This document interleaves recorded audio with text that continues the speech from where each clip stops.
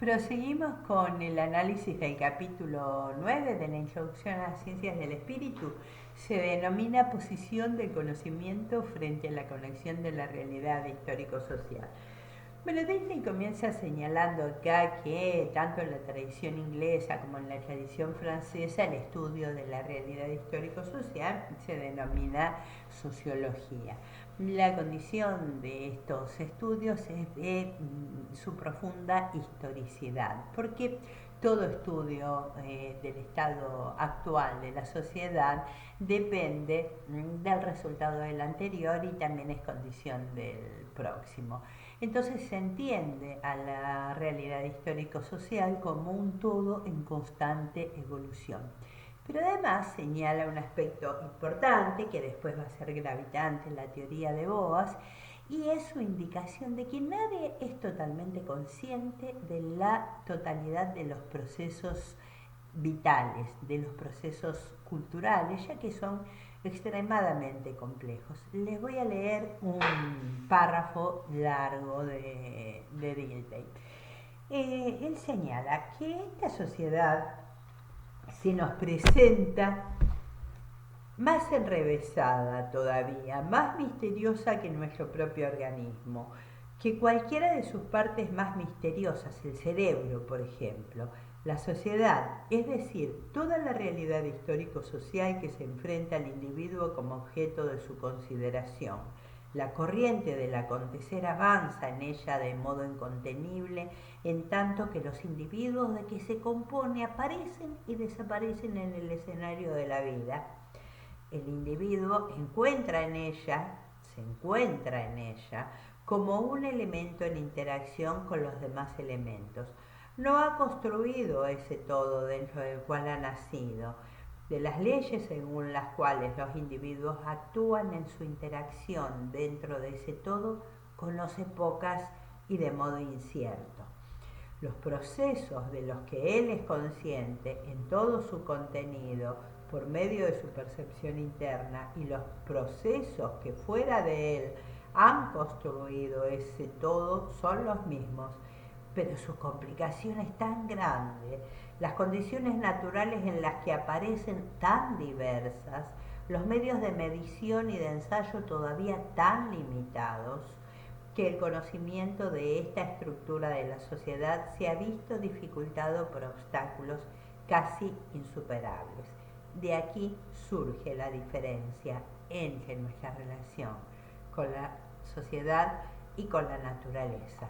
Los hechos de la sociedad no son comprensibles desde adentro. Podemos revivirlos hasta cierto grado en base de la percepción de nuestros propios estados y la figuración del mundo histórico, acompañándolos de amor y de odio, de apasionada alegría, de todo el ardor de nuestros afectos. Observen este carácter vitalista, ¿no?, que le imprime a sus escritos. La naturaleza, en cambio, es muda para nosotros. Solamente el poder de nuestra imaginación infunde una apariencia de vida e interioridad en ella. Aunque formamos un sistema de elementos corpóreos que se hallan en interacción con ella, ninguna percepción interna acompaña al juego de esta interacción. Por esta razón, la naturaleza parece poseer para nosotros la expresión de una impasible serenidad. Semejante expresión desaparecería si percibiéramos en sus elementos o nos viéramos forzados a imaginárnoslo el mismo juego cambiante de vida interior que la sociedad nos sugiere. La naturaleza nos es extraña porque es algo exterior, nada íntimo. La sociedad es nuestro mundo. Bien, sintetizando podemos repasar que existe una marcada diferencia en la relación que tenemos con la naturaleza y con la sociedad. Los hechos de la sociedad son comprensibles desde dentro, en virtud de una actitud empática, los comprendemos a través de representaciones, sentimientos y motivos, En cambio, la naturaleza no es íntima, la naturaleza es externa, es explicable desde fuera.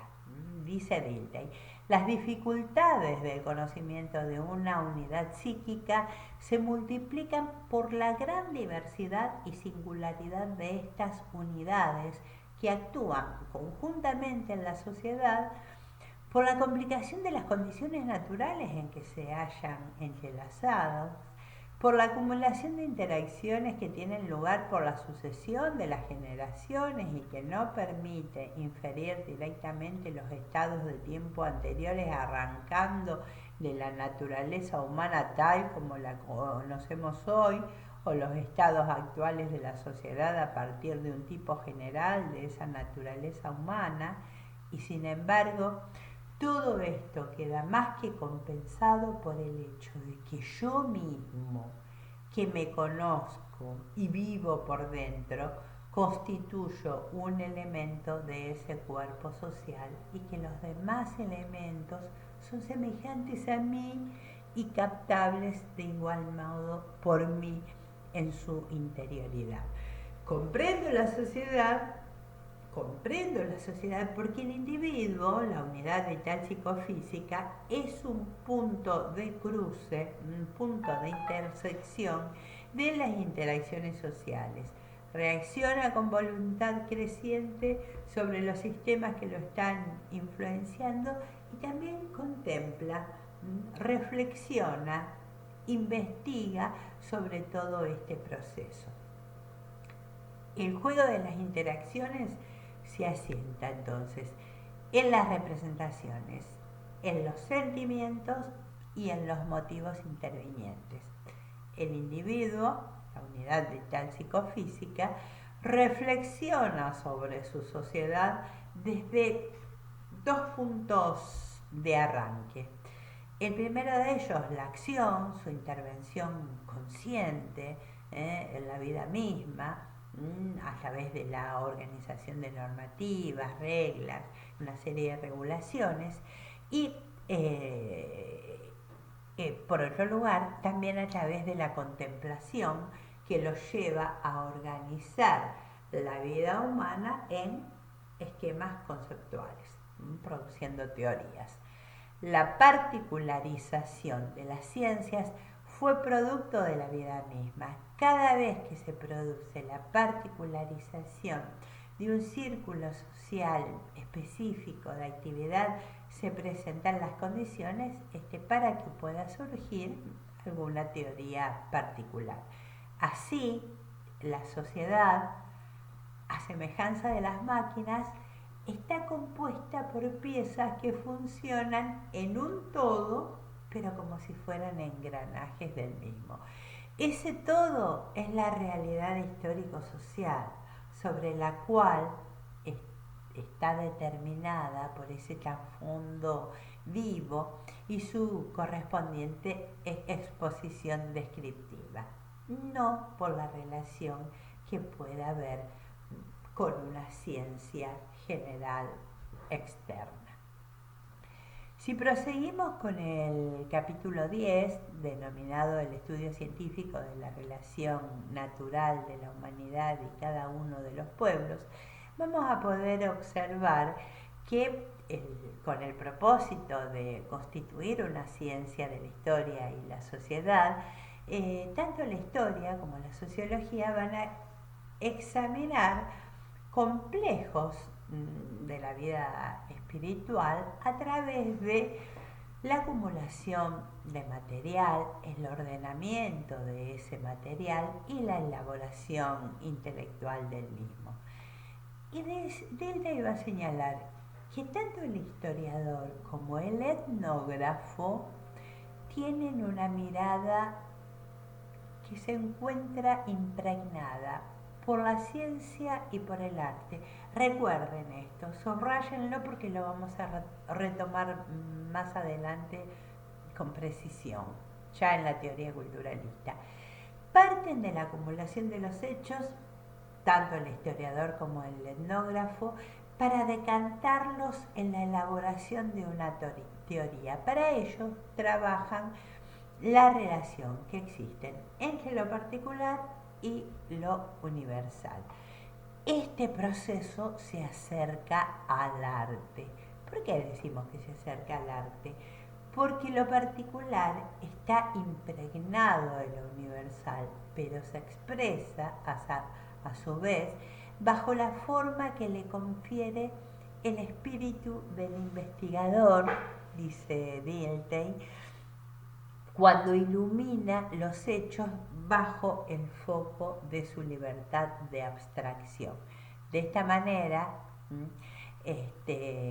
al igual que el poeta, libera de las pasiones a sus oyentes, elevándolas mediante la generalización a una región libre del pensamiento. El historiador, que tiene una visión múltiple de la humanidad, realiza una primera ordenación descriptiva a semejanza del etnógrafo. Acá se refiere tanto a la etnografía en el sentido de la antropología, también lo menciona bajo el nombre de la antropología individual. La antropología o etnología en su etnología comparada va a estudiar las homogeneidades de los diversos grupos y sus expresiones particulares en su articulación natural y la correspondiente distribución de la vida espiritual a lo largo de la superficie terrestre. Dice Dilthey: esta etnología investiga la articulación de la especie humana sobre la base de la asociación familiar y del parentesco, en círculos concéntricos determinados por el grado de la ascendencia común, es decir, que examina cómo en cada círculo más estrecho surgen nuevas características comunes en conexión también con un parentesco más estrecho. Esta ciencia pasa de la cuestión de la unidad de origen y de los asentamientos más antiguos, de la edad y caracteres comunes de la especie humana, a la demarcación de diversas razas y al señalamiento de sus caracteres, a los grupos que abarca cada una de ellas basándose en la geografía. Estudia la distribución de la vida espiritual y sus diferencias sobre la superficie de la tierra. Vemos como la corriente de los pueblos se esparce siguiendo la dirección de la satisfacción más fácil y al modo como las aguas se ramifican adaptándose a las condiciones del suelo. Quiero recordar aquí que tengan presente la profunda influencia que tenía no solo la ciencia histórica en el siglo XIX, sino la geografía, especialmente la geografía humana, algo que hemos mencionado en nuestro primer encuentro, pero que también vamos a volver a observar, sobre todo cuando comencemos a adentrarnos en el estudio de Boas. Bueno, continuamos en el próximo video, en este mismo capítulo.